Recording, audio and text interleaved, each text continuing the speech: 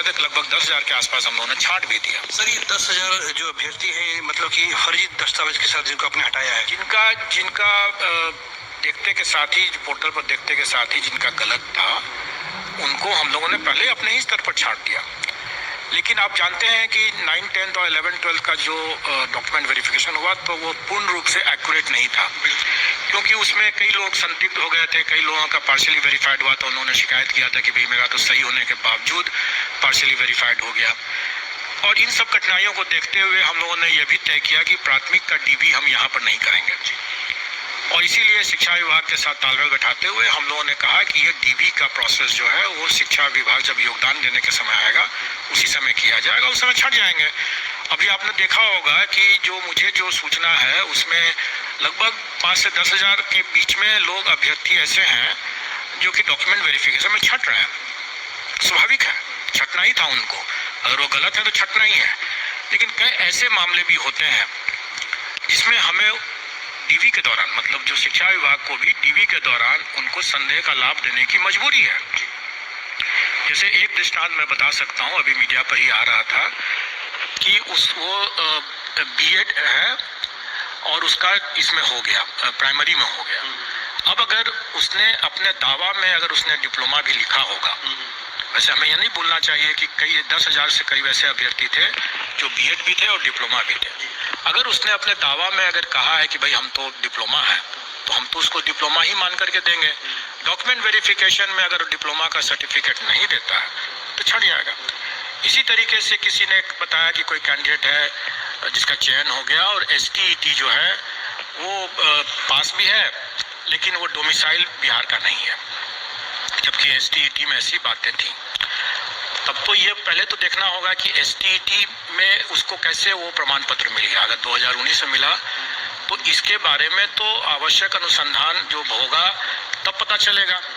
अभी हमें क्या करना है, मतलब अभी डॉक्यूमेंट वेरिफिकेशन के स्तर पर यह एक प्राइमा फेसी देखा जाता है कि उसके पास में STET का एक वैलिड डॉक्यूमेंट है, और ये देखा जाएगा कि STET का ये वैलिड डॉक्यूमेंट क्या उसने जालसाजी करके प्राप्त किया या उसका सही तरीके से प्राप्त किया, ये आगे अनुसंधान का विषय है। और अभी हम लोग उसको रोक नहीं सकते हैं, क्योंकि हम लोग का जो इंडियन लीगल जूरिस्प्रूडेंस है कि हर कोई निर्दोष है जब तक कि वो अपराधी घोषित नहीं हो जाए। इनोसेंट टिल प्रूव्ड गिल्टी, जब तक कि वो गिल्टी प्रमाणित नहीं हो जाता है तब तक इनोसेंट मांग के किया जाएगा। और ये जो फर्जी दस्तावेज अगर कोई किसी भी जगह का लेके आता है, अगर वो मूल रूप में लाता है, प्रथम दृष्टव्या हम लोग प्राइमा फेसी उसको सही मानेंगे, और कालांतर में जब उसकी वृहद जांच होगी, जो कि होना ही है योगदान के बाद। सर, एक सवाल है, मान लीजिए कोई व्यक्ति इसने अलीगढ़ के किसी कॉलेज से उसने डीलेट किया है, और हो सकता है कि वो उसने वहाँ से फर्जी डिग्री बनवा ली हो, उसने सबमिशन कर दिया, तो सर क्या आप बाद में इसकी कोई जांच कराएंगे? क्योंकि हो सकता है सर आपने देखा कि ये डीलेट लिखा हुआ है तो आपने इसको पास कर दिया, आपने इसको ज्वाइन करा दिया। देखिए, ये काम शिक्षा विभाग का है जी, और ये काम होता है और 100% सभी मामले में होता है, क्योंकि जो भी दस्तावेज उसने अलीगढ़ यूनिवर्सिटी का अगर मान लीजिए दिया है और वो फर्जी है, तो उसकी जांच तो अभी पता नहीं चलेगा।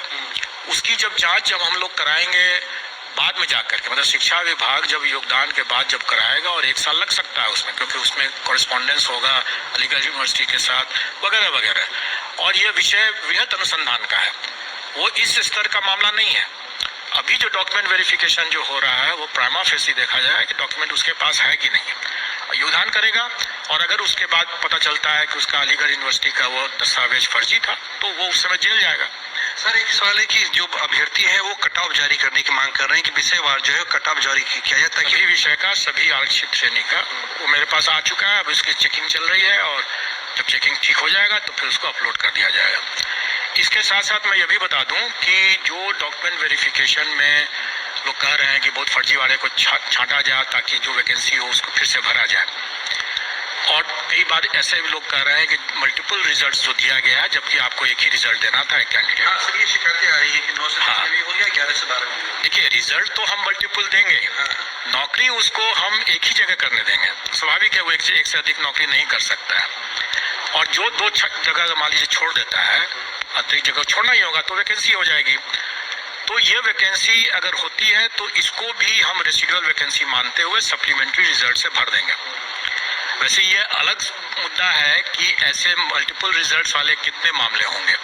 आप अवगत होंगे कि 9th-10th में सिर्फ 4 ही ऐसा विषय था जिसमें कि अभ्यर्थी जो हैं वो वैकेंसी से ज़्यादा संख्या में है, और वो है सोशल साइंस है, मैथ्स है, साइंस है, उर्दू है।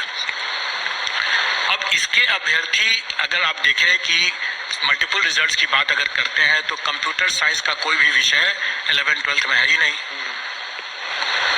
कंप्यूटर साइंस का, सोशल साइंस का कोई विषय, सोशल साइंस का कोई विषय 11th-12th में है ही नहीं। साइंस करके अलग से कोई विषय 11th-12th में है ही नहीं। तो इसके अभ्यर्थी बहुत कम चांसेस है कि ऐसे अभ्यर्थी